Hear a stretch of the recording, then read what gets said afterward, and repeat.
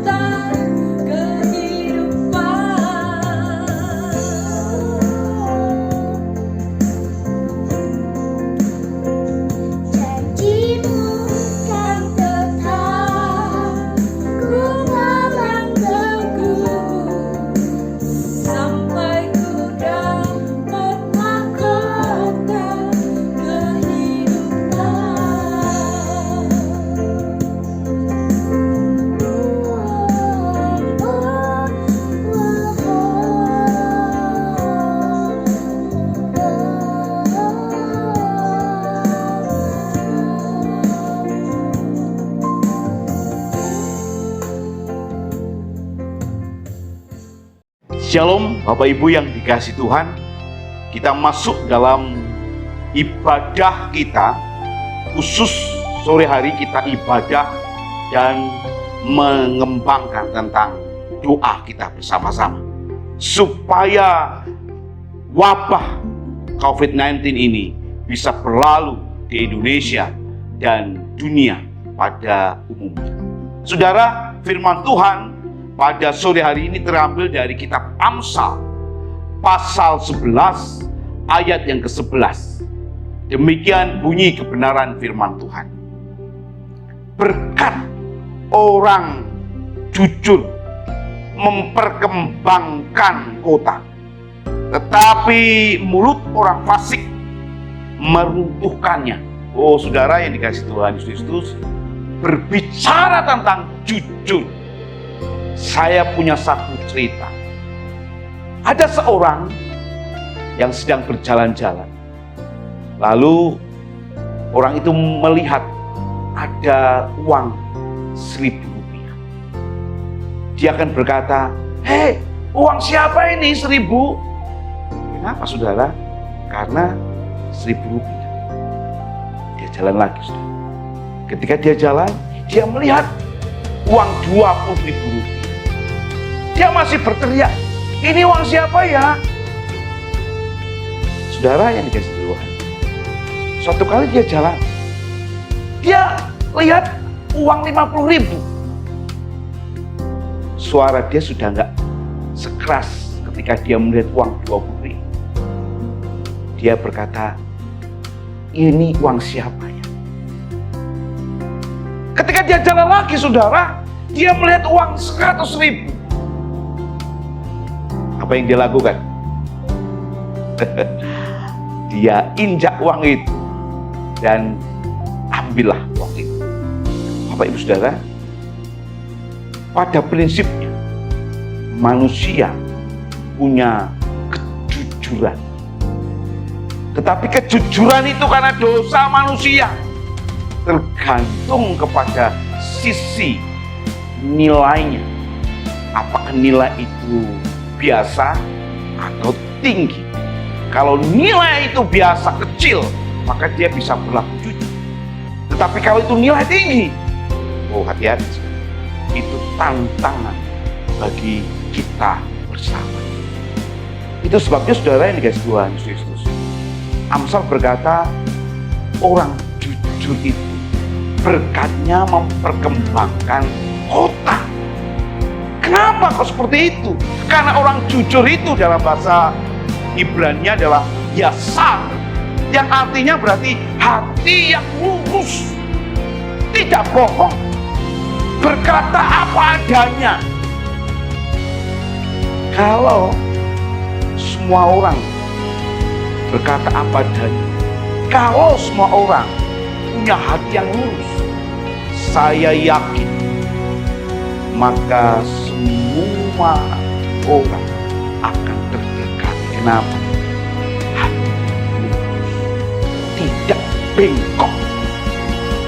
Karena apa saudara? Karena dia mempunyai satu nilai kejujuran. Dia bicara apa adanya.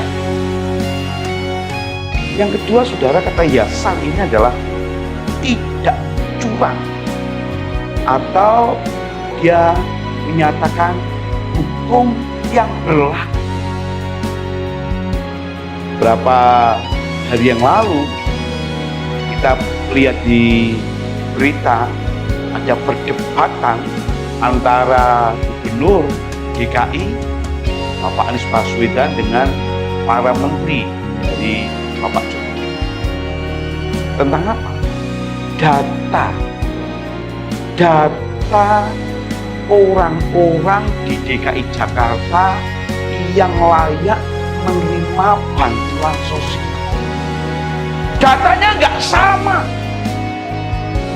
Dari pihak gubernur, dari pihak menteri nggak sama. Nah pertanyaannya, kenapa kok data nggak sama? Karena kemungkinan ada orang yang tiba-tiba memiskinkan dia. Nah itu sebabnya saudara yang dikasihi Tuhan Yesus. orang dunia bisa berlaku apa saja demi meraih keuntungan. Itu sebabnya saudara, soal makan, soal hal-hal yang menjadi kebutuhan, kadang-kadang orang yang tidak percaya Tuhan meskipun sudah cukup, tapi manakala melihat orang lain dikasih, dia tiba-tiba menjadi marah. Kenapa? Karena dia tidak pernah bersyukur. Itu orang dunia. Tetapi pastikan saya dan saudara tidak melakukan seperti itu. Sebab apa? Sebab kita lebih baik memberi daripada menerima. Amin. Saudara-saudara yang dikasihi Tuhan Kristus, yang ketiga saudara, orang yang jujur itu adalah tulus ikhlas. Tulus ikhlas itu berarti apa yang terjadi saudara? Dia tidak berlaku munafik. Berarti ketika orang yang tulus ikhlas itu hati dan ucapannya sama. Bukan ucapannya itu berbeda dengan hatinya, enggak. Orang yang jujur itu ucapannya, hatinya lurus. Nah, itu saudara yang dikasihi Tuhan Kristus.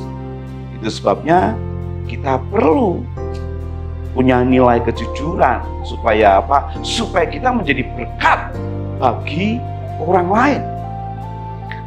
Itu sebabnya Bapak Ibu yang dikasihi Tuhan Kristus, apa sih pertanyaan kita yang kedua, ciri-ciri orang jujur? Yang ciri-cirinya orang jujur berarti adalah dia melakukan seperti yang Tuhan lakukan, yaitu hati dan pikirannya dan tindakannya sama. Itu ciri orang jujur. Dengan demikian apa? Yang terjadi ketika dia berada di satu tempat, dia akan menjadi berkat dan akan menularkan yang baik bagi sesamanya. Tetapi bagaimana dengan orang fasik? Kita lihat sama-sama ayat 11. Tetapi mulut orang fasik meruntuhkannya. Apanya yang runtuh? Kota. Siapa yang meruntuhkan? Mulut orang fasik. Ya, kita bicara. Bukan saya, gitu ya. Kalau saya mau bicara mulut gak enak. Tapi bicaranya mungkin bila terucapan, tetapi Alkitab berbicara apa adanya. Mulut orang fasik meruntuhkan kota. Loh, kok bisa mulut orang fasik meruntuhkan kota? Saudara yang dikasihi Tuhan Yesus, karena orang fasik itu berarti orang yang tidak peduli akan Allah. Nah, ini sumbernya. Orang yang tidak peduli akan Allah itu dia bisa mengerjakan apa saja. Kenapa? Yang penting dirinya terpuaskan karena dia tidak peduli dengan Allah. Bapak Ibu yang dikasihi Tuhan, bahkan ketika dia tidak peduli dengan Allah, dia tidak menghiraukan hukum-hukum Allah. Nah, kalau sudah gak peduli sama Allah, gak menghiraukan hukum-hukum Allah, pastikan dia tidak bisa diatur oleh siapa. Karena apa saudara? Karena dia merasa dirinya benar. Karena merasa dirinya adalah benar. Nah, ini yang sangat rumit. Kalau orang merasa dirinya salah, dia bisa ada pengakuan dan bertobat. Tetapi kalau merasa dirinya benar, bahkan dia tidak percaya Allah juga benar, gak melakukan hukum Allah juga benar, yang sangat rumit. Kenapa? Karena dia tidak bisa diatur oleh siapa. Saudara-saudara yang dikasihi Tuhan Kristus, bagaimana dengan orang dunia? Bisa saja ada kemungkinan. Karena apa? Dia pikir Allah itu jauh di sana, Atau Allah itu tidak ada di pikiran mereka, sehingga Allah itu gak tahu apa-apa. Itu yang berbahaya. Dan itu bisa meruntuhkan kota, meruntuhkan kesejahteraan. Karena orang-orang fasik. Ciri-ciri orang fasik kayak apa sih Pak? Ciri-ciri orang fasik yang pertama adalah sombong. Mungkin sudah berkata sombong itu adalah milik orang yang punya duit banyak, orang yang punya jabatan banyak, orang yang punya sesuatu yang berkecukupan, orang yang sukses. Oh bukan, saudara. Orang yang biasa-biasa saja pun bisa terkena penyakit sombong. Kalau saja dia tidak mau dinasihati. Nah, itu orang fasik, sombong. Ciri yang bisa kita lihat. Yang kedua, saudara, orang fasik itu tinggi hati. Tinggi hati itu mungkin hampir sama dengan sombong. Tetapi tinggi hati itu mengacu kepada merasa bahwa dirinya sudah paling baik. Dan orang lain merasa buruk, merasa rendah. Sehingga ketika dia membaca ini, mendengar ini, dia nggak peduli kenapa, dia sudah merasa dirinya baik. Ini orang fasik. Bapak Ibu Saudara yang dikasihi Tuhan Yesus Kristus. Dan bahkan yang ketiga, ciri orang fasik itu suka memberontak. Loh saudara, suka memberontak. Dia nggak percaya dengan orang lain. Dia nggak suka dengan orang lain. Itu sebabnya dia selalu protes. Itu sebabnya dia selalu mengatakan orang lain nggak benar, yang benar saya. Bapak Ibu yang dikasihi Tuhan Yesus Kristus, ciri-ciri orang fasik. Dan siapa orang fasik? Kita udah tahu hari ini. Itu sebabnya kita ketahui kalau orang jujur itu bisa memperkembangkan kota, semakin diberkati, semakin bertumbuh. Tetapi kalau orang fasik meruntuhkan kota, itu sebabnya saudara, sebagai orang Kristen kita harus menjadi berkat. Sebagai orang percaya kepada Tuhan Yesus Kristus, kita harus menjadi berkat. Khususnya di wabah di Indonesia COVID-19 ini, kita harus menjadi berkat. Kita harus jujur. Kita harus berdoa untuk sesama kita. Kita harus mendoakan sesama kita.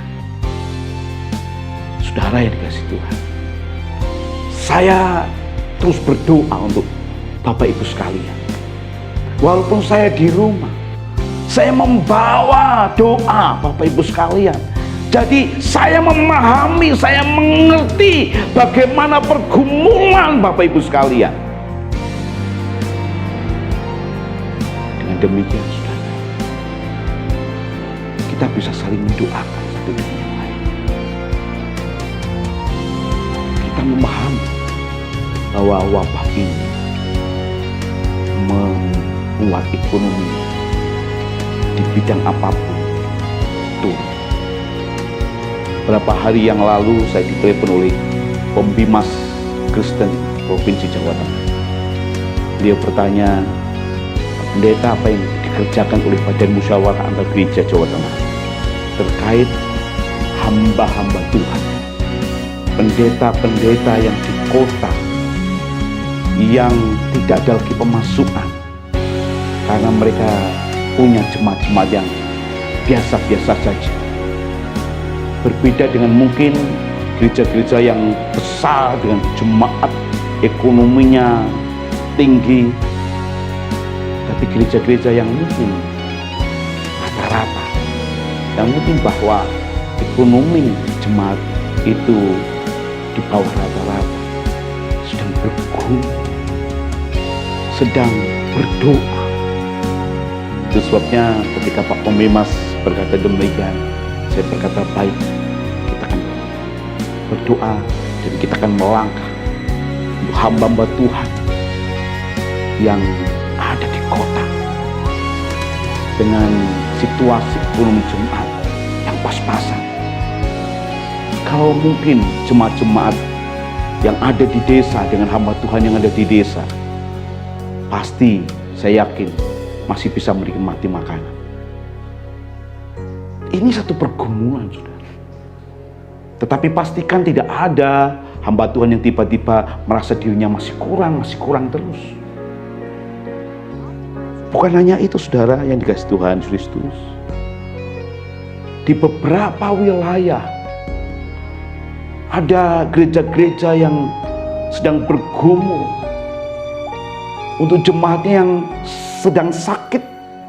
Bahkan keluarga-keluarga pendeta yang dimana mereka berduka. Ini menjadi pokok pikiran kita, pergumulan kita. Jadi kalau kita lihat kasus ini adalah kasus yang sangat kompleks. Bahkan mungkin di beberapa kelurahan, di beberapa RW, RT, ada sebagian yang bersukacita, bergembira, ada yang sebagian diliputi kesedihan. Kenapa, saudara? Karena sebentar lagi mau lebaran. Bukan masalah ikut lebaran, bukan. Tetapi ada arisan ini, arisan itu, harus memenuhi ini, memenuhi itu. Uang tidak dipersiapkan sedemikian rupa.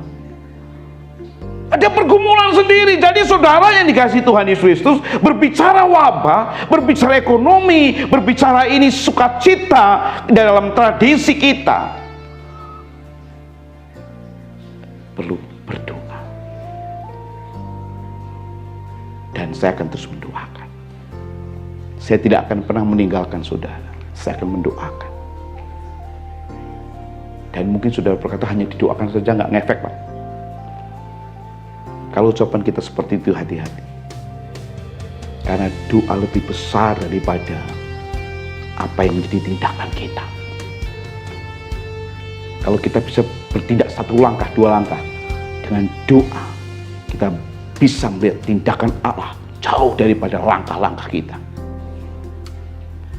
Mari kita bergumul kepada Tuhan. Kita serahkan kepada Tuhan. Amin. Tuhan Yesus Kristus berkati kami. Tuhan tolong kami supaya nama-Mu diagungkan, supaya nama-Mu ditinggikan. Tuhan berkati untuk ekonomi bangsa ini, Tuhan. Yang mungkin sedang kekurangan, Tuhan Engkau berkati. Kami percaya tidak ada yang kelaparan di Indonesia ini. Dicukupkan semuanya sesuai dengan bagian mereka masing-masing. Ketika mereka mau bergerak, ketika mereka mau melangkah, banyak hal yang bisa dikerjakan. Tuhan Yesus berkati juga untuk pergumulan daripada jemaat-jemaat di gereja kami, Tuhan. Berkati Allah yang campur tangan. Hamba-Mu tidak bisa menyebutkan satu persatu dalam momen ibadah ini, tetapi kami percaya Tuhan mengetahui beban mereka. Tuhan Yesus Kristus berkati, Tuhan, untuk kesehatan setiap jemaat Tuhan. Tuhan menolong supaya setiap jemaat Tuhan diberi kesehatan, kekuatan, penghiburan, damai sejahtera, shalom, yureni, sehingga sungguh-sungguh bisa bersyukur melalui keberadaannya. Tuhan berkati kami. Hanya di dalam nama Tuhan Yesus Kristus kami berdoa.